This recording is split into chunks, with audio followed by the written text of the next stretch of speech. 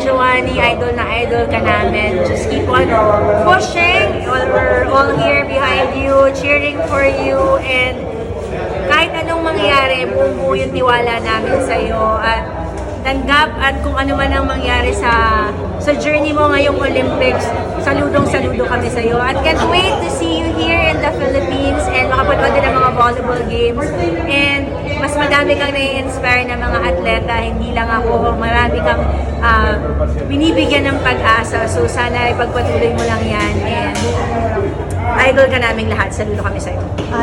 Wow, alam mo, I think one thing na very evident and obvious sa journey niya, wala sa edad kung kailan ka pwedeng magsimula ng bagong career, bagong path, and isa talaga siyang inspirasyon para sa ating lahat. Siguro, kahit sa amin, yung mga nagkakaroon ng injuries, and alam mo yun, siya yung isa sa mga inspirasyon namin. Wala sa edad, basta gusto mo yung ginagawa mo, you're passionate about it, and buong-buo yung determinasyon mo, may chance ka talagang mag-succeed. So, Giovanni, maraming salamat sa inspirasyon. And sana patuloy mo kaming bigyan ng pag-asa at bigyan kami ng chance din na masuportahan ka namin sa dito sa path na tinahak mo. So, good luck, laban Pilipinas!